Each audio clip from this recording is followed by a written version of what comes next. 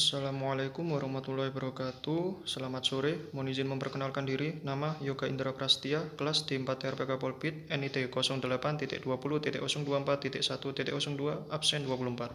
Di sini saya akan menjelaskan sedikit terkait artikel ilmiah.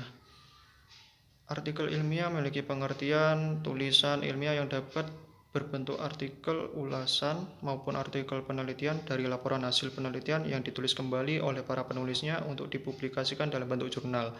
Fungsi dari artikel ilmiah ini terbagi menjadi 3, yaitu sebagai rujukan, sebagai sumber meningkatkan wawasan, serta menyebarluaskan ilmu pengetahuan.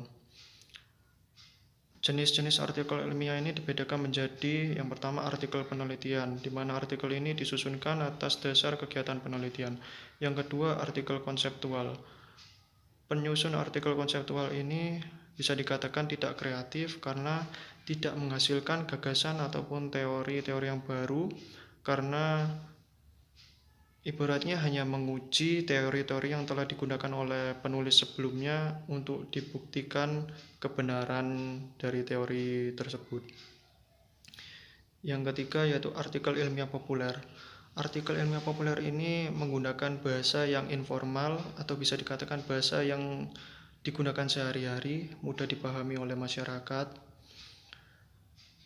Untuk kedua artikel yang atas yaitu artikel penelitian dan artikel konseptual ini biasanya dipublikasikan dalam bentuk jurnal dan bisa juga dipresentasikan pada suatu forum, seminar, ataupun lokakarya.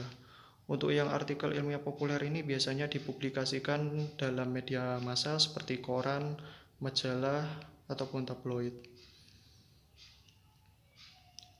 Ciri-ciri artikel ilmiah. Yang pertama, struktur sajiannya sangat ketat. Biasanya terdiri dari bagian awal pendahuluan, bagian inti pembahasan, dan bagian penutup. Ciri yang kedua, sikap penulisnya adalah objektif. Yang ketiga, menggunakan bahasa yang baku dan kalimat-kalimat efektif yang terstruktur. Yang keempat, penulisan artikel ilmiah ini didasarkan pada hasil pemikiran yang logis atau masuk akal dan empiris berdasarkan percobaan, pengamatan, dan penelitian.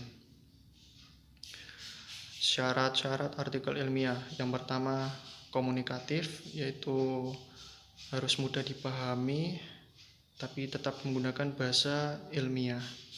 Yang kedua, bernalar, yaitu maksudnya disusun secara terstruktur. Yang ketiga, ekonomis, maksudnya kalimat yang digunakan tidak bertele-tele agar tidak menimbulkan kerancuan atau ketidakpaduan. Yang keempat, berdasarkan landasan-landasan teori yang kuat. Yang kelima, ada data pendukung yang meyakinkan dan dapat dipertanggungjawabkan. Karena artikel yang telah kita susun nantinya akan dipublikasikan dalam bentuk jurnal, dan itu dapat dilihat oleh masyarakat luas. Dan bisa saja artikel ilmiah kita digunakan sebagai rujukan untuk diimplementasikan dalam kehidupan yang sebenarnya. Selanjutnya, struktur artikel.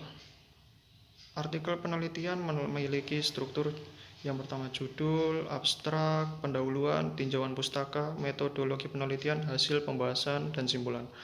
Untuk artikel konseptual memiliki struktur judul, abstrak, pendahuluan, tinjauan pustaka, pembahasan, dan simpulan.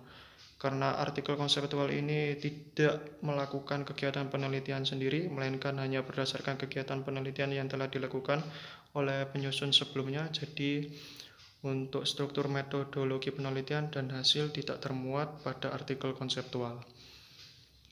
Untuk artikel ilmiah populer memiliki struktur judul, pernyataan umum, argumentasi, simpulan. Kalau kita lihat, struktur dari artikel ilmiah populer ini mirip dengan struktur teks eksposisi. Selanjutnya, langkah-langkah menyusun artikel ilmiah. Yang pertama, menentukan tema atau topik penelitian. Yang kedua, membuat kerangka penelitian. Yang ketiga, mengumpulkan dasar-dasar teori yang relevan.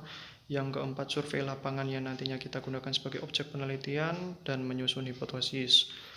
Yang kelima, melaksanakan kegiatan penelitian seperti penerapan, pengamatan, dan nantinya pengumpulan data. Yang keenam, menganalisis dan menginterpretasi data dari hasil percobaan maupun pengamatan kita. Yang ketujuh, merumuskan kesimpulan dan teori sebagai penghujung langkah penyusunan artikel ilmiah ini. Baik, demikian yang dapat saya sampaikan, kurang lebihnya mohon dimaafkan. Saya ucapkan terima kasih atas perhatiannya, dan apabila ada pertanyaan ataupun hal-hal yang ingin didiskusikan, silakan diajukan di kolom komentar. Akhir kata, wassalamualaikum warahmatullahi wabarakatuh.